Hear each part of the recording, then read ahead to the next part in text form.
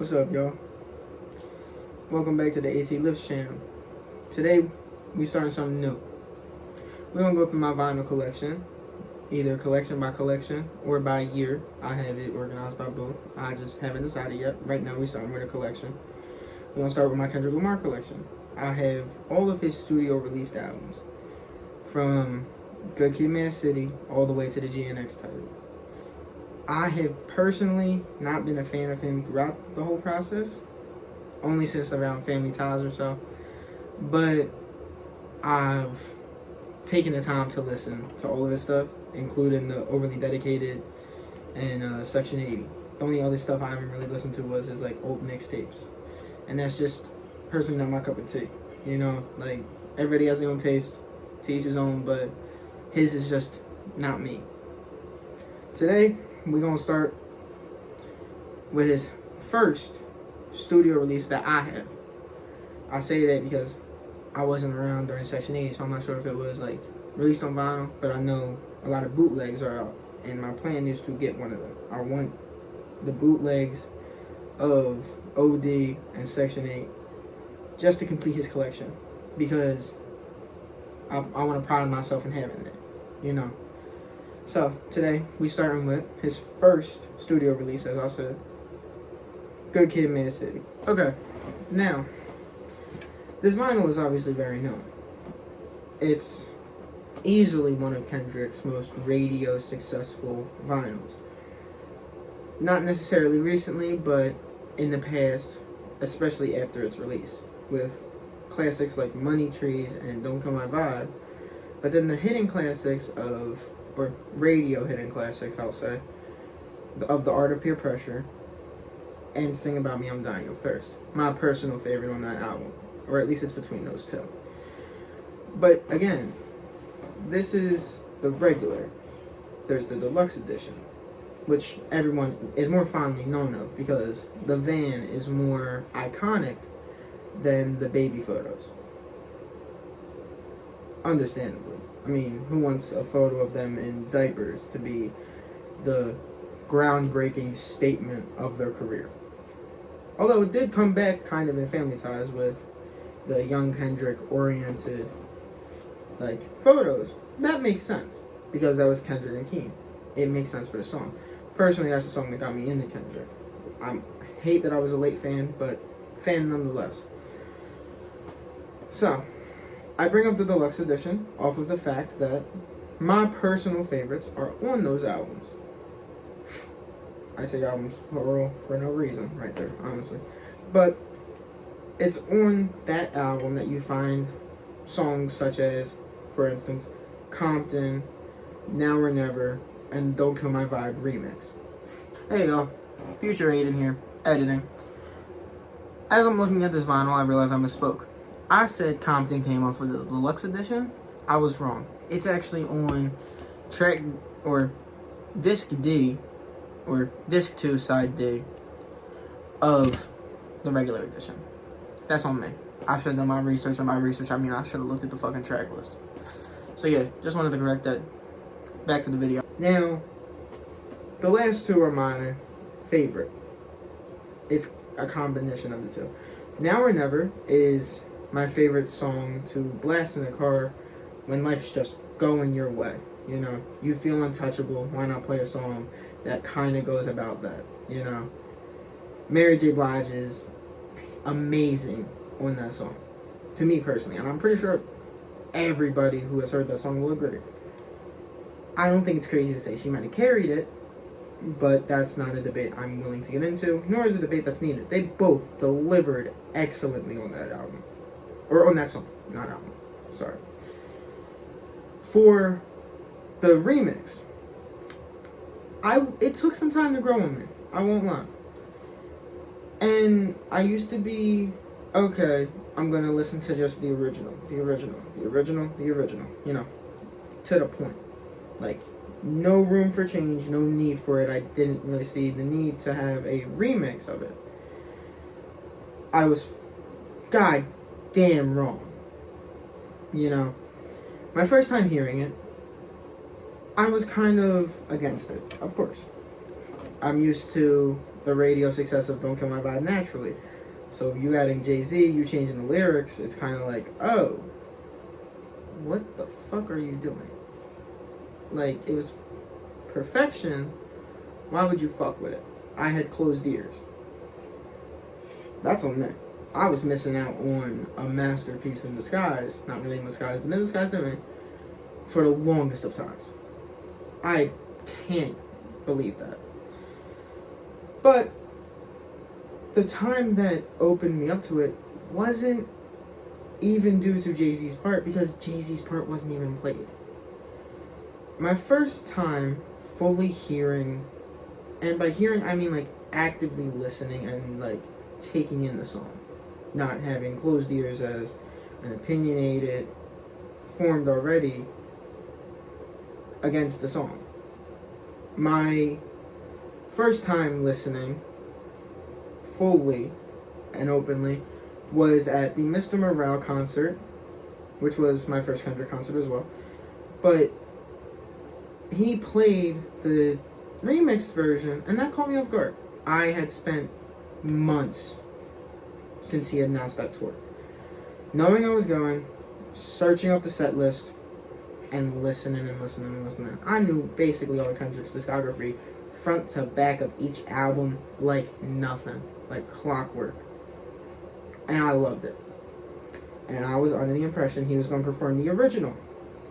And that was just because setlist said so, and it made sense to me. You know, you're well known for that song. You're well known for the original, as I was concerned with it.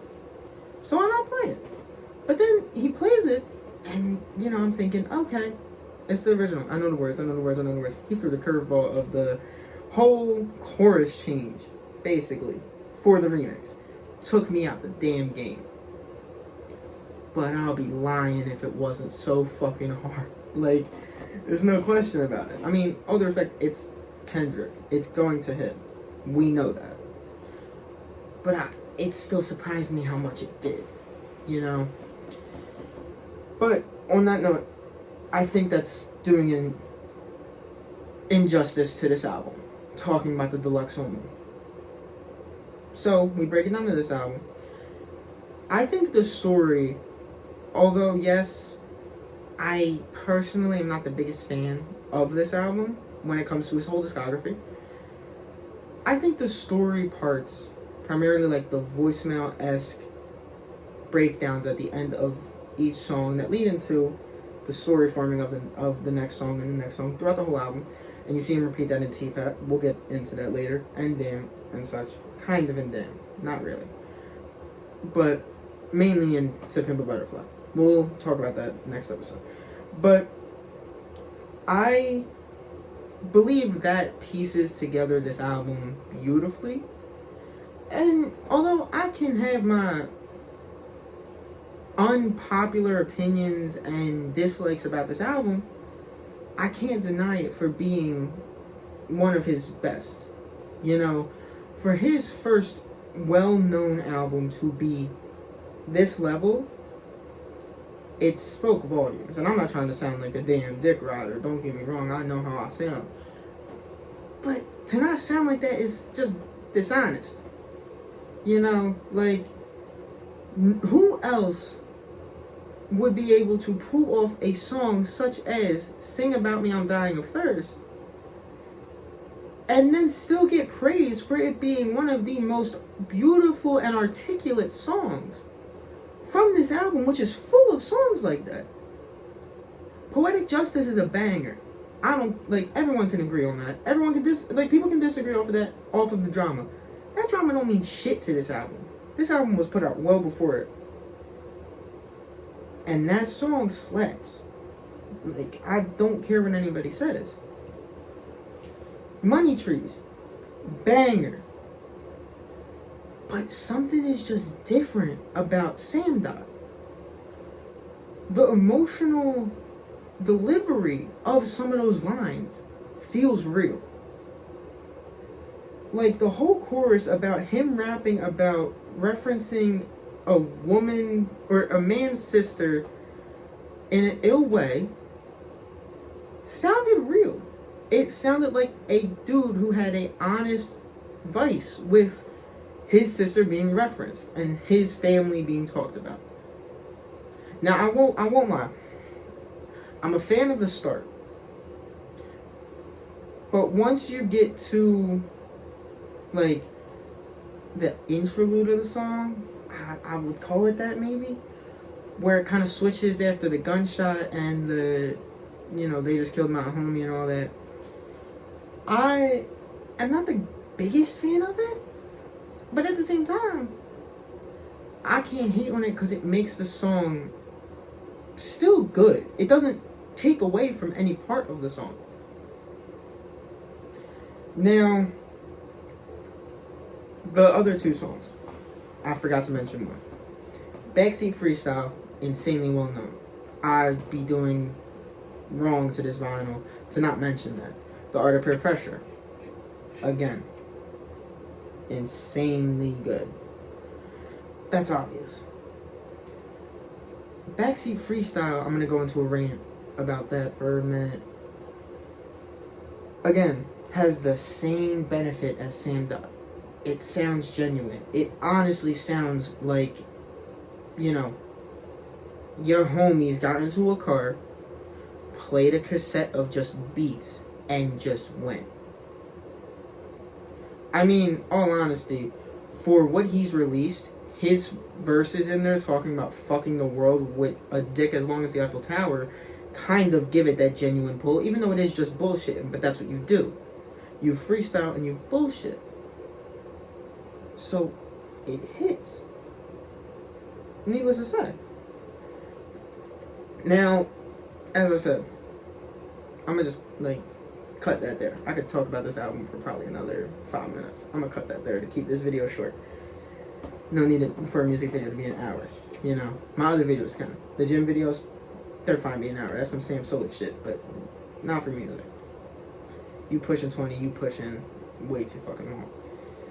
Now, I give, although I said that this is not one of my favorite albums from him, that does not mean it is bad. I do personally believe it is not top of his discography, and I will rank that after I rank all of these vinyls in the last video of the collection after I go over GNX. But I don't personally believe that this is one of the top two, for sure. Maybe three, but I will get back to y'all on that. So, I would have to give this, honestly, I'd be fucking wrong to give it anything under than an 8, and an 8 still feels wrong, so I'll go 9. It's not a 10 out of 10. And honestly, y'all can think I'm bullshitting with this rating all y'all want. I really don't care. This is my personal opinion. Y'all got a problem with it, listen to the vinyl yourself, and, make your own opinion from it. It's what it is. So, on that note, it's still, the best way I can put it is, even though, to me, this isn't his best album, you put it in any other discographies, and everybody knows this about Kendrick. I hate to sound like that. Any other discography, and this would be the best album that motherfucker would have put out. But when you compare this to shit like T-Pap and possibly Damn to me, and I'll go down on that hill that Damn is most likely over this. And that could be some recency bias, if you want to call it that. Whatever you want to call it. That's just how I'm looking at it as of now. Might change by the time I get to the Damn video. It's an insane fight. The fact that this is even a talking point of, it's not the top vinyl in his discography because of those vinyls is crazy to show the talent that this dude has. And I'm, not falling on deaf ears, but I'm preaching to people who already know this shit. So it is what it is. I don't have to convince y'all how good this vinyl is. Y'all can either convince yourselves, have your own opinions on it, or already fucking know. But on that note, I'm gonna end it there.